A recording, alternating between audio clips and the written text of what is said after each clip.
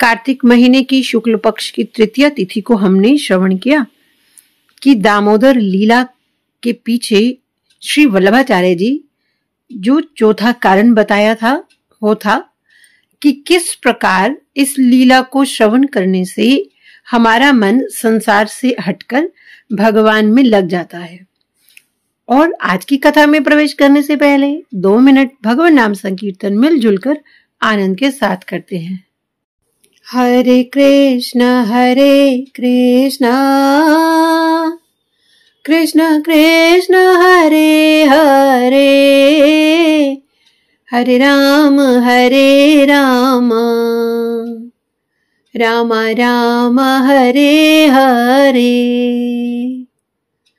हरे कृष्ण कृष्ण कृष्ण हरे हरे, हरे राम राम राम हरे हरे। हरे कृष्ण कृष्ण कृष्ण हरे हरे, हरे राम राम राम हरे हरे। हरे कृष्ण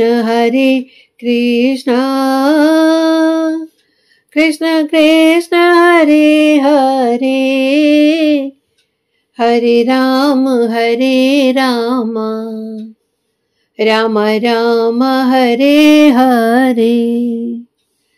हरे कृष्ण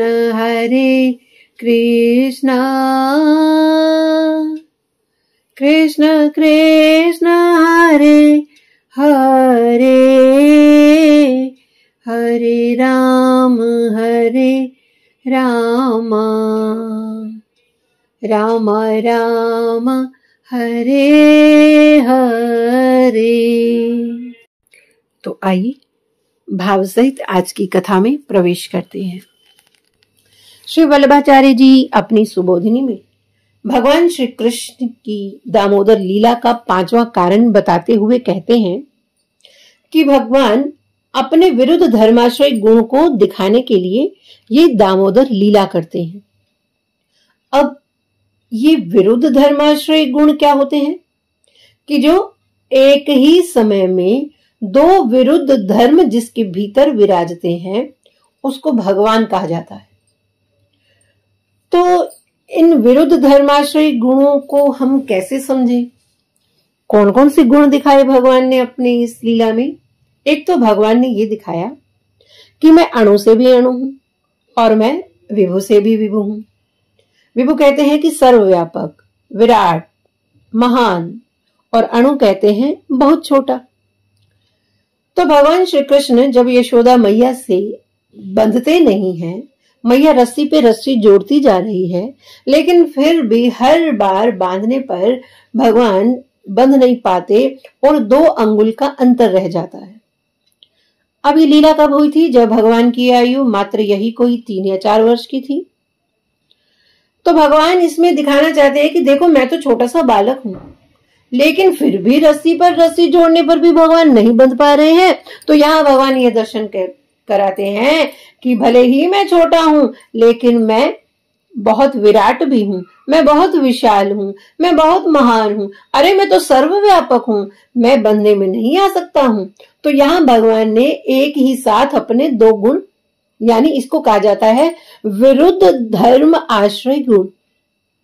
पहला गुण तो भगवान ने ये दिखाया, और दूसरे और क्या क्या, क्योंकि भगवान ने इस लीला में बहुत से अपने इन विरुद्ध धर्माश्रय गुणों को दिखाया है। और एक तो ये दिखाया कि जो आनंद घन है, हम कहते हैं ना जब भगवान श्री कृष्ण का जन्म होता है तो हम जन्माष्टमी पर क्या गाते हैं? नंद के आनंद भयो, अर्थात जो आनंद स्वरूप है वो इस लीला में रो रहे हैं। और जो आप्त काम है, पूर्ण काम है, उनके मन में कामना जागृत हो रही है। क्या कामना हुई? माँ का दूध पीने की कामना हुई, क्योंकि सुबह उठते ही भगवान सीधा मैया के पास आते हैं दुग्धपान के लिए। ये कामना भीतर जगी। और जब मैया बलात् चली जाती हैं रसोई घर में, तब भगवान के मन में जब और इच्छा हुई दुग्ध पान करने की, तो भगवान जब मैया चली गई तो भगवान को क्रोध हो गया कि जो पूर्ण काम है, जो आप्त काम है, उनके भीतर कामना जागृत हुई। और जो परम शांति के स्वरूप है, आनंद के दाता है, उनके भीतर क्रोध हो गया। और जो परम स्वतंत्र हैं, जिन्हें कोई बांध नहीं सकता, जो स्वयं पूरे जगत को बांधे हुए हैं, वो स्वयं बंधन में आ गए, माता के द्वारा वो बांधे गए। तो ये हुआ पांचवा कारण। और छठा कारण बताते हुए श्री वल्लभाचार्य जी कहते हैं कि भगवान इस लीला के माध्यम से ये दिखाना चाहते हैं कि मेरा भक्त जितना मेरा चिंतन करता है, उतना ही चिंतन मैं भी अपने भक्त का करता हूँ। क्योंकि यशोदा मैया जब सुबह उठती हैं तो अपने घर के कार्य करते हुए मैया क्या कर रही होती हैं? भगवान का चिंतन। वो भगवान श्री कृष्ण की लीलाओं का गान कर रही हैं। और जब भगवान श्री कृष्ण सोए हुए थे और उन्होंने देखा कि मेरी मैया तो मेरे ही स्मरण में डूबी हुई है, और भगवान तुरंत उठकर आ गए और माँ को वात्सल्य सुख प्रदान करने के लिए तुरंत वो माँ का स्तनपान करने लगे। और सातवां कारण बताते हुए श्री आचार्य श्री जी कहते हैं कि भगवान यहाँ इस लीला के माध्यम से ये दिखाना चाहते हैं कि सबसे बड़ी वीरता क्या है। अब कोई अकेला 8-10 लोगों को एक साथ मार गिराए, ये कोई वीरता नहीं है। वल्लभाचार्य जी कहते हैं कि मनुष्य के लिए सबसे बड़ी वीरता क्या है कि जो भगवान परम स्वतंत्र हैं, उनको अपने वश में कर लेना, यही सबसे बड़ी वीरता है। अर्थात भगवान भक्त के वश में हो जाए, इससे बड़ी कोई वीरता है नहीं। और आठवां कारण बताते हुए श्री वल्लभाचार्य जी कहते हैं, द्वादशांगम अतिक्रम्य षड्भैरवश्यो भवेद गुण। अर्थात देखो, भक्ति के कितने अंग हैं? हमारे आचार्यों ने भिन्न भिन्न अंगों का वर्णन किया है। अंग कहो तो कि भक्ति के प्रकार कितने हैं, भक्ति के साधन कितने हैं, या कहो कि उनके अंग कितने हैं। श्री चैतन्य महाप्रभु जी ने भक्ति के 5 अंग अर्थात 5 साधन बताए। कौन कौन से? साधु संग, दूसरा कथा श्रवण, तीसरा अर्चा विग्रह की सेवा पूजा, चौथा हरिनाम जप, और 5वां धामवास। और श्री प्रहलाद जी ने भक्ति के 9 अंग बताए। उन्होंने नवदा भक्ति का वर्णन किया। कौन से वो अंग हैं? श्रवणम, कीर्तनम, विष्णु स्मरणम, पाद सेवनम, अर्चनम, वंदनम, दास्यम, सख्यम, आत्मनिवेदनम।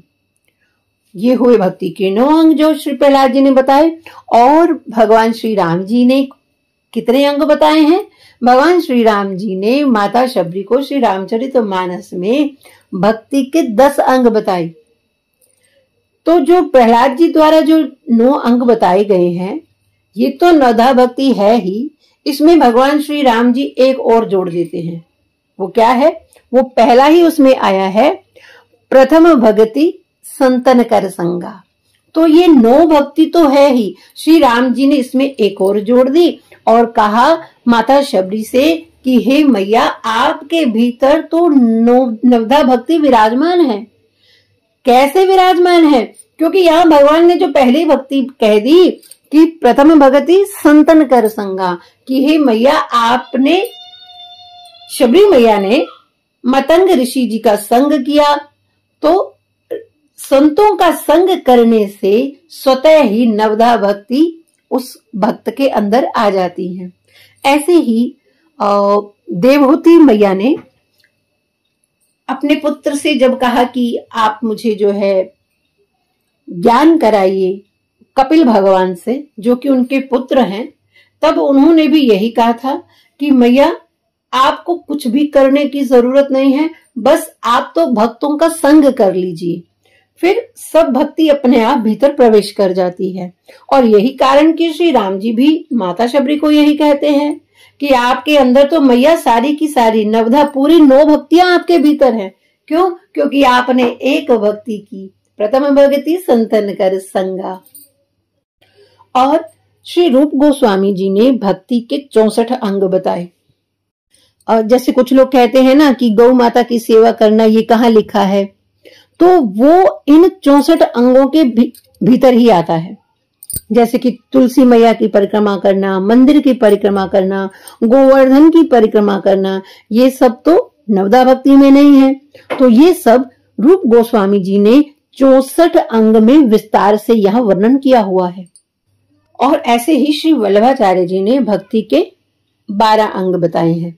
इसलिए वो सुबोधनी में क्या लिखते हैं, कारण बताते हुए कि भगवान ने दामोदर लीला क्यों की, द्वादशांगम अतिक्रम्य। तो वल्लभाचार्य जी कह रहे हैं कि भगवान हमारी भक्ति के अंगों से नहीं बंधते हैं। हम ये सोचें कि हम कथा श्रवण करेंगे तो भगवान हमारे वश में हो जाएंगे, हम बहुत अधिक माला जप करेंगे तो भगवान हमारे वश में हो जाएंगे, नहीं। तो यहाँ श्री वल्लभाचार्य जी कहते हैं कि हमारे द्वारा की गई भक्ति से भगवान वश में नहीं होते हैं। तो भगवान वश में होते कैसे हैं?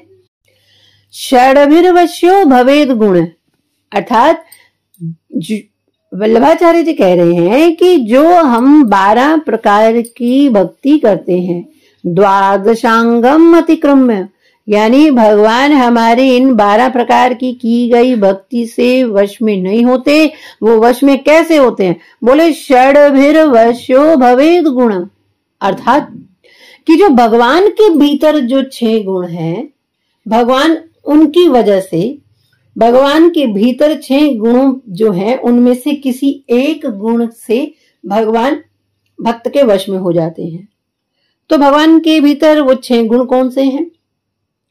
ऐश्वर्य, बल, ज्ञान, त्याग, यश, धर्म और कृपा। तो जिनके भीतर ये 6 गुण होते हैं उनको भगवान कहते हैं। क्योंकि इन 6 गुणों को क्या कहा जाता है? भग, इसलिए भगवान शब्द बना। जैसे हम कहते हैं ना सौभाग्यवान, अर्थात जो पुरुष सौभाग्य से परिपूर्ण है, ऐसे ही भगवान को इसलिए हम भगवान, क्योंकि भगवान इन 6 गुणों से परिपूर्ण है, इसलिए इनको भगवान कहा जाता है। तो भगवान अपने उन 6 गुणों के द्वारा बंधन में आते हैं, ना कि हमारी भक्ति के अंगों के द्वारा। भक्ति तो करनी है, लेकिन केवल भक्ति से भगवान वश में नहीं होते। भगवान वश में होते हैं जो प्रभु के अंदर जो 6 गुण हैं, और उन 6 में एक गुण है, वो है कृपा। तो भगवान कृपा के कारण वश में होते हैं। तो यह बताने के लिए भगवान श्री कृष्ण ने यह दामोदर लीला रची कि जब यशोदा मैया भगवान श्री कृष्ण को बांधने का प्रयास करते करते जब मैया बहुत थक जाती हैं, तब भगवान श्री कृष्ण कृपा करके मैया के बंधन में आ जाते हैं। तो केवल हमारी भक्ति से भगवान बंधन में नहीं आते हैं। जब तक भगवान कृपा नहीं करेंगे तब तक भगवान वश में नहीं होते हैं। तो लेकिन इसका मतलब ये भी नहीं कि हम भक्ति ना करें। भक्ति तो हमें करनी ही करनी है। ये मनुष्य जन्म मिला ही भगवत प्राप्ति के लिए है, इसलिए हमें तो अपना प्रयास करना ही करना है। और जब हम सच्चाई से, दृढ़ता से अपने नियम पर रहेंगे तो भगवान कृपा करेंगे ही करेंगे। तो आज हम यहाँ 8 कारण श्रवण कर चुके हैं। आगे की कथा अगले भाग में करेंगे। तब तक हरये नमः, हरये नमः, हरये नमः। तो आज की कथा श्रवण का फल हम भगवान श्री कृष्ण के चरणों में अर्पित करते हुए 2 मिनट भगवान नाम संकीर्तन मिलजुल कर आनंद के साथ करते हैं। हरे कृष्ण कृष्ण कृष्ण हरे हरे, हरे राम राम राम हरे हरे, हरे कृष्ण कृष्ण कृष्ण हरे हरे, हरे राम राम राम हरे हरे। हरे कृष्ण कृष्ण कृष्ण हरे हरे, हरे राम राम राम हरे हरे। हरे कृष्ण कृष्ण कृष्ण हरे हरे, हरे राम राम राम हरे हरे। हरे कृष्ण